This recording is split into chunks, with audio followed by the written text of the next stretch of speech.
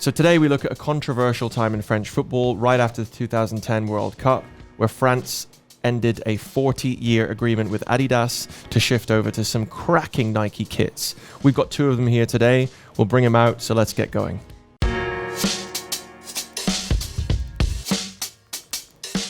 I'm Ted, he's Dar. We are the Part-Time Pundits, a show about the aesthetics of football, everything from boots, kits, posters, and marketing the beautiful game. Thanks for joining us today. And let's get stuck straight in. Looking forward to it. What do you got on? So this kit is actually the Leicester City 2016-2017 home shirt.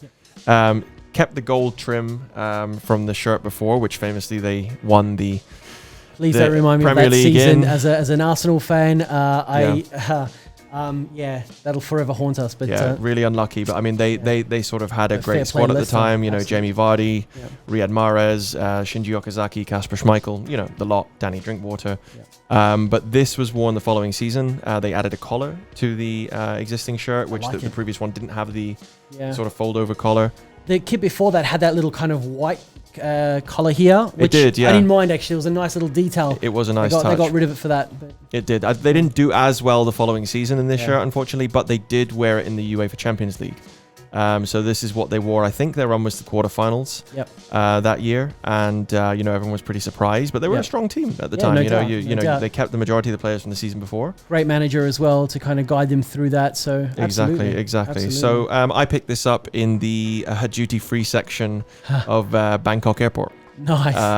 It's sponsored by King Power, which is the duty-free company. So it's one of the only places in the world, I think, outside of Leicester that you'll find a Leicester club shop. Really? So you can buy all sorts of Leicester merchandise.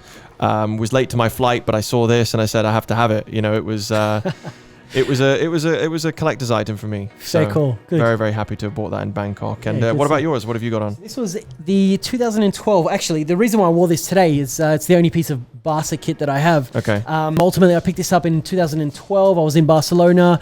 We're doing some work there with Nike, and I had a Barca kit from a few years earlier. I didn't want to buy another one, but I really like this training kit. I thought, why not? So it's my go-to when I play five-a-side football. Right. When I used to play five-a-side football. I really like it. Just kind of nice bold colors. Got that dash of yellow and this kind of nice blue. I think that year they had some ghastly. They had a ghastly orange away kit. Correct. Which I have. I'm not ashamed to say, but I'm not a huge fan. But it might have been one of the inaugural years that they brought Qatar Foundation on the shirt. It was actually. It was before they switched to I guess paying having a sponsor pay them. They were paying the Qatar Foundation. I think it was $2 million a year, wasn't it? Could have been, yeah. Yeah. Because prior to that, then they didn't have any sponsors at all. UNICEF. UNICEF were on the shirts. That's right. Then they moved to Qatar Foundation, then Qatar Airways, I think, after that. That's right. But that might have been from the year that they had switched over. The gap year. Yeah, exactly. Yeah. No, it's a great kit. I love the colors. I love the contrast. It's and for a training shirt, it could be an away shirt. Yeah, exactly. Exactly. So it's really nice. I like it. 3, 2, 1. Surprise, surprise. 2 France kits. Hey. So these France kits are very, very special for a number of reasons. The first one is that they had been with Adidas for 40 years. Correct. Of football kits. You look back at like the 70s, the 80s, the 90s, some massive moments in France kits in Adidas. Always Adidas. Winning the World Cup. Correct. Failing to qualify to the World Cup in '94, winning UEFA Euro '84 with Platini. And, correct. I mean, I think back to Platini and kind of even before his time, and it's always Adidas. It's always that iconic kind of blue or the white, the away, with the 3 stripes at the on the shoulders. So absolutely. And I remember when synonymous. Yeah. France go to the 2010 World Cup. Great squad at the time, but famously well in the camp. Anelka, Raymond Domenech have a falling out. And he's made the scapegoat, right? He's made a scapegoat, as per the recent documentary. But you see France show up and they don't show up. They draw their first game, they lose twice and get knocked out. Team fails to show up to training in protest of the Anelka decision. And all the while they're wearing, to be honest, in my opinion, a beautiful Adidas kit. It's an homage to the 98 World Cup winning kit. It was a lovely design.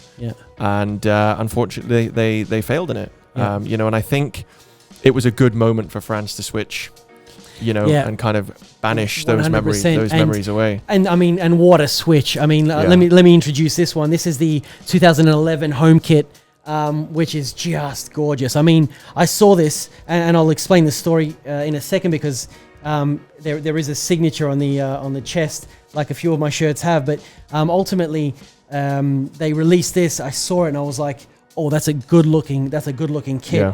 I need to have that. And then what swayed me this is amazing. Was the red, just the trimming. Fold over the sleeves. Look at that, and you get this lovely, gorgeous, gorgeous. And so I saw that in the shop window, and I went straight in and I bought it. I mean.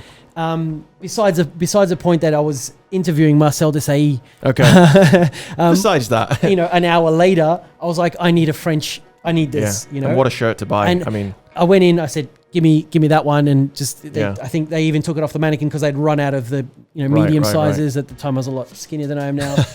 And the guy gave it to me, and I was like, I took it straight. I mean, it's pure fashion, right? Yeah, I mean, you've got haute couture. Yeah, a lovely sort of one color going right the way through in the navy, and then these white badges that stand out, a black collar, and then this just folding over just to add that kind of hidden fashionable touch. I mean, you could wear that out as a polo shirt. Yeah, you could. Not that I would, but you could. It's a lovely kit. And just kind of nice, striping down the sides. The piping along the inside. Along the sides. And it's just a good quality material. I don't know, it's just everything about it, a hidden button behind this, so they really thought about it, and it was a really nice introduction by Nike to the French kind of national team setup. Yeah. I think they wore this in the qualifiers for Euro 2012, so right after the World Cup. Yeah. So it was kind of the gap between that World Cup and then the Euros. Correct. And I think it was January of that year of 2011 when they released this. Okay. And then shortly after, they released the away, which was also a thing of beauty. Yeah, the stripes. That's right. Yeah. Designed by Karl Lagerfeld. Yeah. So exactly. very, very kind of Yves Saint Laurent. Very, very fashionable. Exactly. I think for me, that's when kits started to sort of become items of fashion. Correct. Right. And you see that now with all the new kits that are coming out. There's a lot of care put into them, and absolutely. And you saw that in these France kits. Tell me about the signature on the shirt. Well, I mean, like I said, I was on the way to kind of interview Marcel Desailly. I'd kind of spoken to him many times prior to that, but actually he was here in Dubai. But amazing. I needed something for him to sign, and I couldn't find any. I wasn't going to buy a Chelsea kit, that's for sure. And I couldn't find any of his previous clubs either. Okay, so France it was. Exactly, and it was brand new, and it was just it was there, and the timing was perfect. That would look amazing framed. Yeah, and it will be framed along with my other kits as well. Your many side kits. But that's the story behind this, and brilliant. Just love it. Again, the one star for their one World Cup at that time. Mm-hmm. Just a beautiful kit. Oh, it's lovely. And then they segued into that. Euro 2012 comes around. And for me, they launch, one of the most unique shirts I've ever seen. You've got this beautiful effort with the gold running through it. Today I'm covered in blue and gold, right? But I'm a sucker for gold on kits. Yeah. You've got the gold Nike logo, the gold French badge.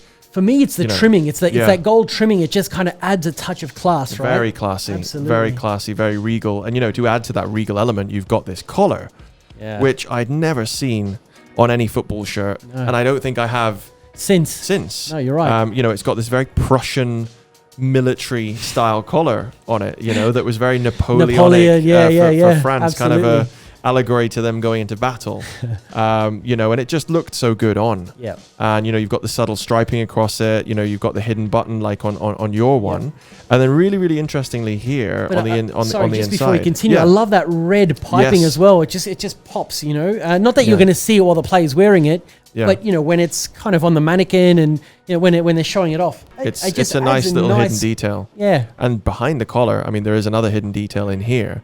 In French, it says "Nos différences nous unissons," which means, I think, our differences unite us or bring us together. So I think it was them saying, we're going into a major tournament. We know we messed up the last one, both on the pitch and off. Yep. Our differences are now uniting us. Here we go. Good question. How'd they do in 2012? They made it through the group stage. That's right. But then Spain... Only just, right? Only just. Yeah. Spain at the time were playing, tiki-taka, Barcelona, Real Madrid, and beat them 2-0. Yeah. England played France. France also played Ukraine, and I think they played Sweden as well. And they lost to Sweden. Zlatan scored his sidekick. But they wore this a couple times in the tournament. It looked good. It looked really good on. That's a very good looking kit. And I think Samir Nasri was in this. Samir Nasri was there. Yeah. They were trying to bring a lot more youth through the ranks. You know, get rid of the old guard. Yeah, absolutely. Exactly. So it was a bit of an average tournament for them, but for me, a standout kit. You know, and one of my absolute favorites. I love it. And you know, for the first two efforts that Nike put into France, I would say, you know, absolutely incredible effort. You know, absolutely amazing. Absolutely. Really loved these two. You know, and to this day they keep making nice kits. You know, but I think for me this will always be special. You know, I've never seen a design like it before, and you know, until you brought this on the show, I don't think I'd ever seen it. You know, and again, because it was that weird. Again, because I don't think they made too many. It was that weird kind of time between the kit manufacturers, and the tournaments. So I bought it because I saw it and I loved it, and that's it. Great, it's fantastic. Packed it away. Anyone French that's watching the show, let us know what you think. You know, did you prefer Adidas? Do you prefer the Nike kits that they've got on? We'd love to hear from you in the comments. As usual, like and subscribe, and let us know what you think. Happy to do more kit reviews like this. Would be great to hear your thoughts. Thank you guys for watching, and take care. We'll see you in the next episode.